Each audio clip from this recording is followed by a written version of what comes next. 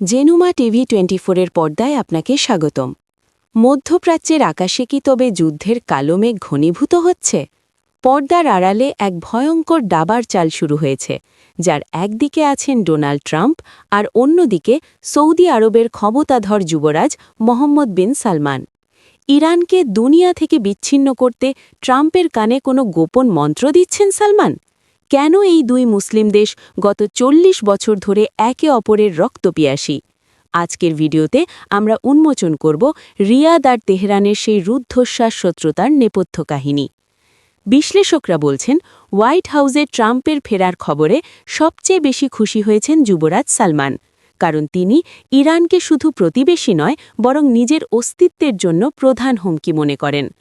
খবর রটেছে, ইরানকে অর্থনৈতিক ও সামরিকভাবে পঙ্গু করে দিতে ট্রাম্পকে বারবার ফোন করছেন তিনি। এমনকি ইরানের তেল খনি আর জ্বালানি অবকাঠামোতে সরাসরি হামলা চালানোর পরামর্শও দিচ্ছেন রিয়াদ। সালমান মনে করেন, তেহরানের বর্তমান শাসন ব্যবস্থাকে উপড়ে না ফেললে সৌদি আরবের নিরাপত্তা কখনোই নিশ্চিত হবে না। এই আগুনের সূত্রপাত হয়েছিল ১৯৭৯ সালে। ইরানি বিপ্লবের পর আয়াতুল্লাহ খোমেনি যখন ক্ষমতা এলেন, তখন থেকেই সৌদি রাজতন্ত্রের কপালে চিন্তার ভাঁজ পড়ে। সৌদি আরব নিজেকে মুসলিম জাহানের অঘোষিত নেতা মনে করে, আর ইরান সেই আধিপত্যকে সরাসরি চ্যালেঞ্জ করে বসে। একদিকে সুন্নি বিশ্বের অভিভাবক সৌদি আরব, অন্যদিকে শিয়া প্রধান দেশগুলোর কণ্ঠস্বর ইরান। গত ৪ দশক ধরে তারা সরাসরি যুদ্ধে না নামলেও লড়েছে অন্যের জমিতে।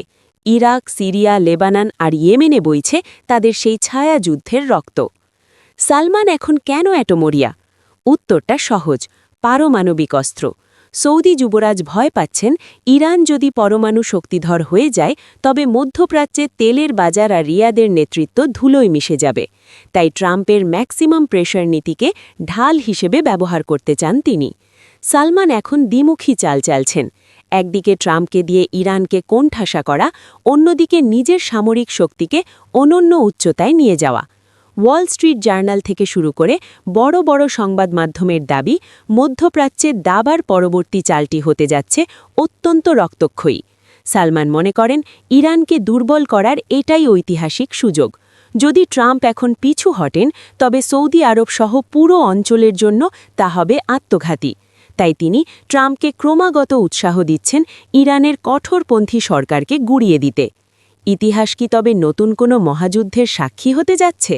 ট্রাম্প কি সালমানের এই ঝুঁকিপূর্ণ আহ্বানে সাড়া দেবেন, নাকি ইরান তার ড্রোন ও মিসাইল দিয়ে পাল্টা আঘাত হানবে?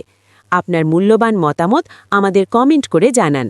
আন্তর্জাতিক রাজনীতির এমন সব রোমাঞ্চকর খবরের জন্য সাবস্ক্রাইব করে সাথেই থাকুন জেনুমা টিভি 24-এর।